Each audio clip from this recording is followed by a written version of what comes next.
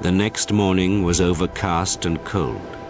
The wind whistled from the hills, and snow fell in freezing drifts.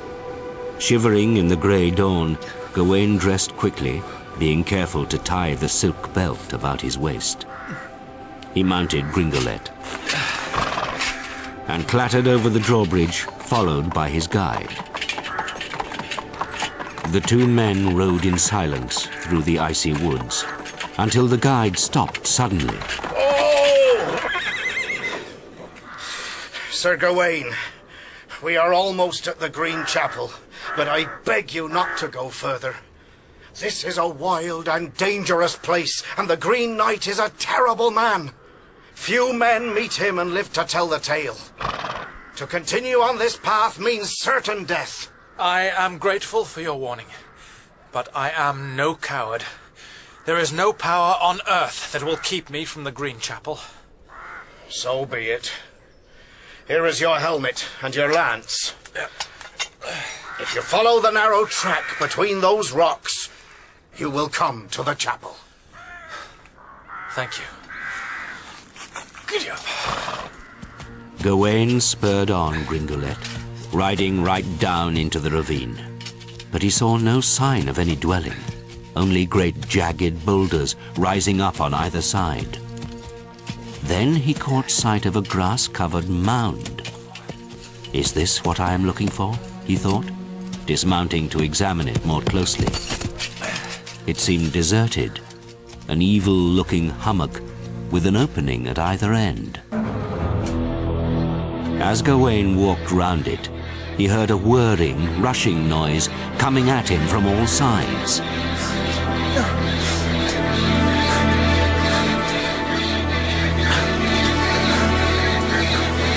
Who's there? Gawain turned, and there, above him on a grassy mound, stood the Green Knight, clasping in his hands an enormous axe. The great head of the axe he held to a grindstone, and as the stone turned, the sharpening blade made a rushing, whirring din which filled the air. He stopped his work and called out, "Stay where you are, and stand to receive the blow which I promised you." Then slowly he came down towards Gawain, whirling round his head the great axe, its shining blade honed to a deadly edge. "Welcome, Gawain. I see you are a man of your word. This time a year ago you struck a blow at me. Remove your helmet. Now it is my turn to take aim at you." Obediently, Gawain took off his helmet and knelt before the Green Knight, his head bowed. Then, with all his strength, the Green Knight brought the axe whistling down. But just in time, Gawain shrank slightly to one side so that the blade missed him by a hair. "What? Are you afraid? I never flinched when I knelt before you. Surely you are not such a coward." I shall not move the next time.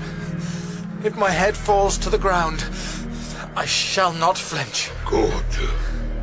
Now I shall put to the test the courage of one of King Arthur's famous knights.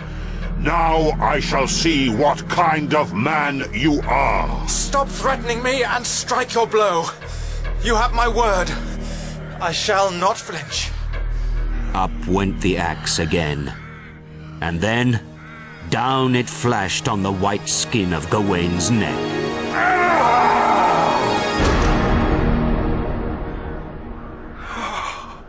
But although it was a savage blow, it did no more than glance Gawain on the edge of the neck.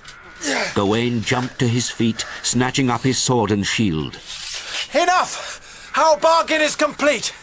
Gawain stood, sword raised at the ready, for the Green Knight to wield the great axe once again. But instead, the knight dropped his terrible weapon to the ground, where it sank into the snow, and he began to laugh. Be calm. You are right. Our bargain is complete. You cannot touch me now! No, I cannot touch you now. And nor do I wish to.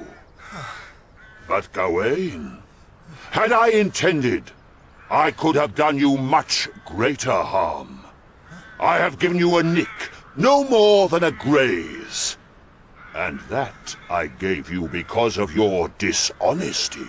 My dishonesty? You wear a green belt around your waist, given to you by my wife. Your wife? But When you stayed at my castle, you made me a promise to give me anything you received while you were there. But you broke your word.